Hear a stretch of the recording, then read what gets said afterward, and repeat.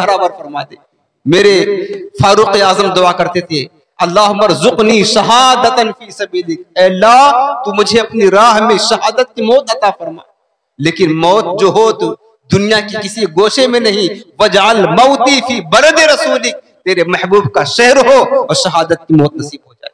ये दुआ किया करते थे। और मेरे आका ने फरमाया, जो सिर्फ तमन्ना रखता है शहादत की, दुआएं करता है, अगरचे उसे बज़ाहिर शहादत ना मिले, अपने घर के बिस्तर पर मौत आए, उसे भी अल्लाह शहीदों का मकाम अता फरमाता। दुआ किया करे, तमन्ना तो रखा करे, ये जान जाना तो है प्यारे, बाकी तो नहीं रहेगी ना, ये जान बाकी तो नहीं रहेगी, जाएगी तो सही। काश अगर ये जान अल्लाह की राह में लुट जाए, मैदान कारज़ार में जाए, कितनी बड़ी खुश नसीबी है। वैसे यूं भी जब रूह निकलती है बंदे मोमिन की तो कितनी तकलीफ होती है। अगर उलमा ने लिखा है कि 300 तलवारों की वार किसी जिस्म पर किए जाए, उतनी तकलीफ न होगी, जब रूह निकलती है उतनी तकलीफ होती है।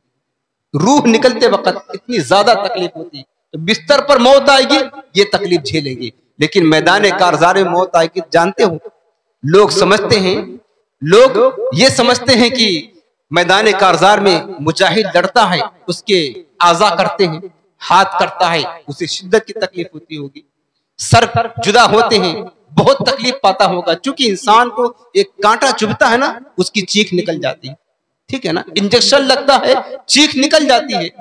तो फिर जाहिर सी बात है, जब हाथ कट रहे होंगे, सर पर नेज़े लग रहे होंगे, जिस्म पर तलवारें पड़ रही होंगी, बाजू कट रहे होंगे, पैर टूट रहे होंगे, हड्डियां बिखर रही होंगी और आंख निकल रही होगी, उस वक्त कितनी शिद्दत से तकलीफ होती होगी। लेकिन सुनो, मेरे मुस्तफा की जात पर कुर्बान जाए, मेरा आका फरमाते कि नहीं नहीं, जो तुम ये समझते हो कि शहीद को ऐसी तकलीफ शिद्दत से होती होगी, नहीं, बल्कि हदीस पाक सुनो, नसाई शरीफ किताबुल जिहाद की रिवायत है। हजरत सय्यदना अबू हुरैरा कहते हैं, मेरे आका ने फरमाया, अश-शहीदो ला यजिदो मसल कत्ल इल्ला कमा यजिदु अहदुकुमुल क़रसता युक़रसुहा, का शहीद कत्ल होते वक्त जो उसको जख्म लगता है, तो उस कत्ल के जख्म की शिद्दत को महसूस नहीं करता और उसे तकलीफ नहीं होती।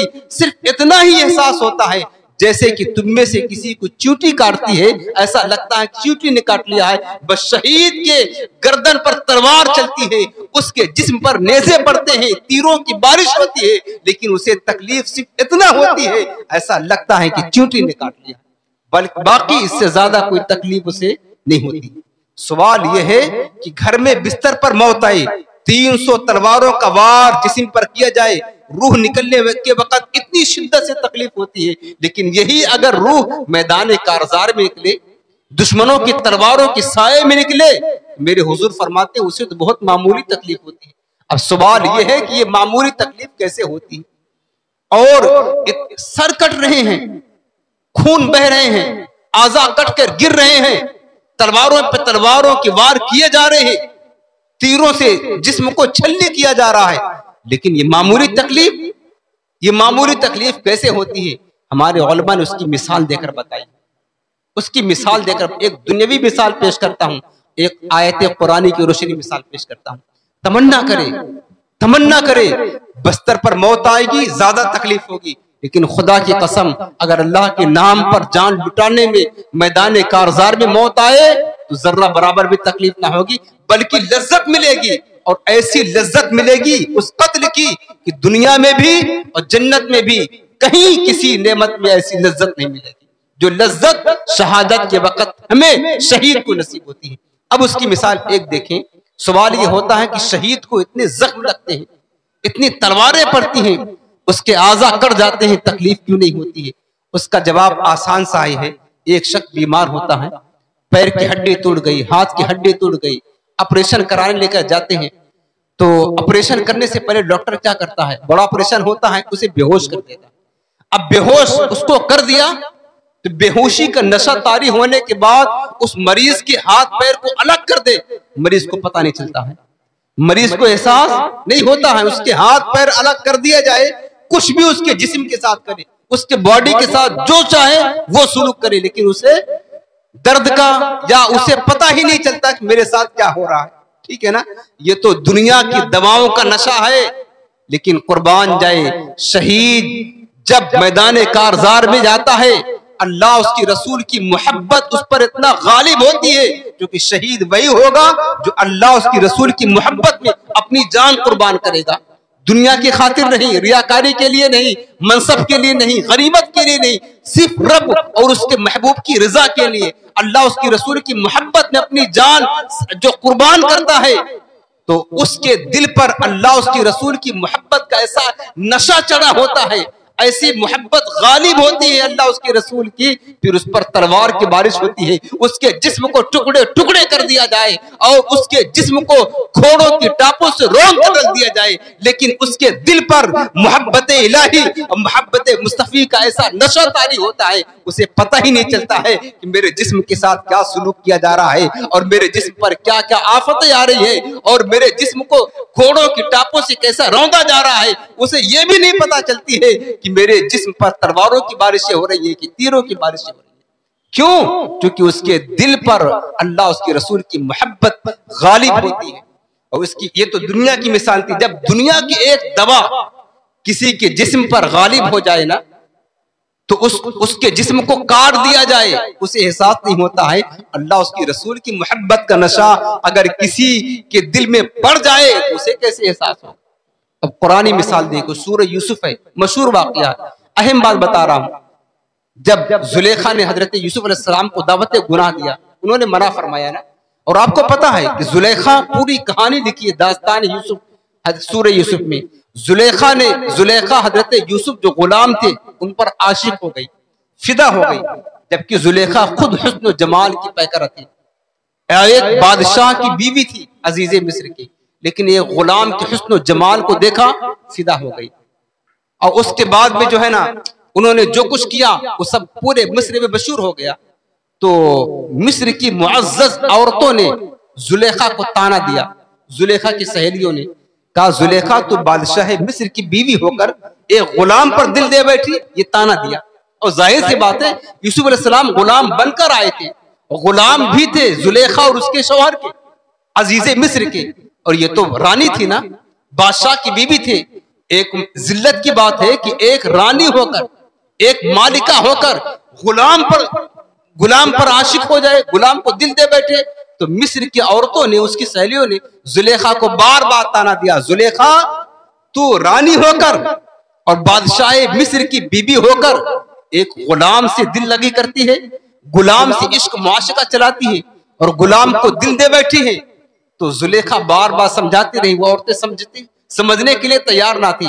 اس نے سوچا کہ یہ عورتیں ایسے نہ سمجھے گی، انہیں کیا پتا کہ حسن یوسف کی لذتیں کیا ہیں۔ جس طریقے سے جو شخص شہید جب تک نہ ہو اسے شہادت کی لذت نہیں مل سکتی اور شہادت کا ذائقہ اسے محسوس نہیں ہو سکتا ہے، اسی طریقے سے زلیخا نے سوچا انہیں کیا پتا حسن یوسف کی لذتیں کیا ہیں، اس کی کیفیت کیا ہے، سرور کیا ہے، اور جو میرا دل یوسف پر فدا ہو گیا، چونکہ یوسف کو انہوں نے کبھی دیکھا نہیں، دیکھا تو میں نے ہے نا، وہ لذت تو میں نے پائی ہے۔ اس نے کیا کیا کہ عورتوں کو لاکھ سمجھاتے رہیں گے یہ نہ سمجھے گی۔ اس زلیخا نے کیا کیا کہ ان عورتوں کی دعوت کی اپنے گھر میں، شاہی محل میں انواع و اقسام کے کھانے رکھ دیے گئے۔ اس کے بعد دعوت جب کھا لیا تو زلیخا نے ان عورتوں کو ایک پھل دیا اور ایک چھری دیا، کہا کہ جب میں تم سے کہوں تو بس تم اس چھری سے پھل کو کاٹ دینا۔ انہوں نے کہا ٹھیک ہے۔ بس زلیخا نے حضرت یوسف علیہ السلام کی خدمت میں عریضہ پیش کیا، ایک میری خواہش قبول کر لے، آپ چہرے سے نقاب ہٹا کر بس اس راستے سے گزر جانا، جب میں کہوں گی تو گزر جانا۔ انہوں نے قبول کر لیا۔ ادھر عورتیں تیار تھیں، ان کے ہاتھوں میں ایک چھری اور ایک پھل ہے، ادھر حضرت یوسف علیہ السلام اپنا جمال رخ زیبا بکھیرتے ہوئے، اور جب ان عورتوں کے سامنے سے نگاہیں جھکا کر گزر جاتے ہیں، ان عورتوں نے جب یوسف علیہ السلام کے جمال کو دیکھا، ان کے حسن کو دیکھا اور حسن بے نقاب کو دیکھا، تو قرآن عظیم نے ان عورتوں کی داستان بیان کی اور ان کے قول کو نقل کیا۔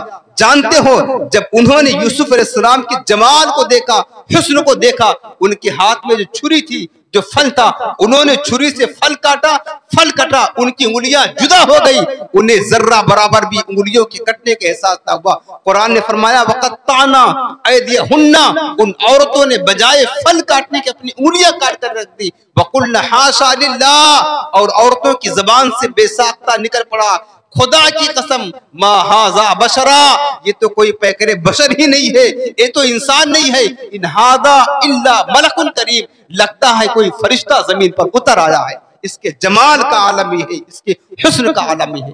اب دیکھو نا ان عورتوں پر تھوڑی دیر کے لیے پہلی جھلک تھی، ایک جھلک میں جب حسن یوسف ان عورتوں کی نگاہوں کے سامنے آیا اور وہ عورتیں حسن یوسف پہ مست ہو گئی تو انہوں نے اپنی انگلیاں کاٹ لی، انہیں احساس نہ ہوا پیارے یہ تو حسن یوسف تھا۔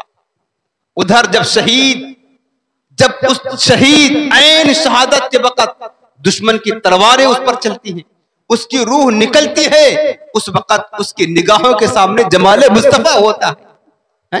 اعلیٰ حضرت فرماتے ہیں نا کہ سر کٹاتے ہیں تیرے نام پر مردان عرب، حسن یوسف پہ کٹی مصر میں انگشت زنا، سر کٹاتے ہیں تیرے نام پر مردان عرب۔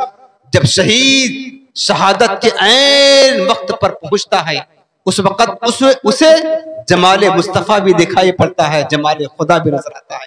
تو بتاؤ جب مصر کی عورتیں جمال یوسف میں گم ہو کر کے اپنی انگلیاں اور ہاتھ کاٹ کر کے رکھ دیا، انہیں احساس نہ ہوا، تو اسی طرح شہید میدان کارزار میں جاتا ہے، عین شہادت کے وقت جمال خدا جمال مصطفیٰ میں مست بے خود ہو جاتا ہے، اور وہ محبت الہی محبت مصطفیٰ میں ایسا مست ہو جاتا ہے، ایسا غرق ہو جاتا ہے، پھر اس کے ہاتھ کرتے ہیں اسے پتہ نہیں چلتی ہے، اس کے سر جدا ہوتے ہیں اسے خبر نہیں پڑتی ہے، اس کے جسم پر تیروں تلواروں کی بوچھار ہو جاتی ہے، لیکن اسے پتہ نہیں چلتا کہ میرے سر کٹ رہے ہیں، میرے بازو کٹ رہے ہیں، کیونکہ اس کے دل پر اللہ اس کی رسول کی محبت اتنا غالب ہوتی ہے، اس محبت کے نشے میں اتنا مست ہوتا ہے، اس کے جسم کے ایک ایک عضو کو ٹکڑے ٹکڑے کر دیا جائے اسے خبر نہیں ہوتی، وہ لذت اسے ملتی ہے، وہ لذت و کیفیت ملتی ہے۔ اور یہ جو لذت ہے جمال خدا جمال مصطفیٰ کی دیدار کی،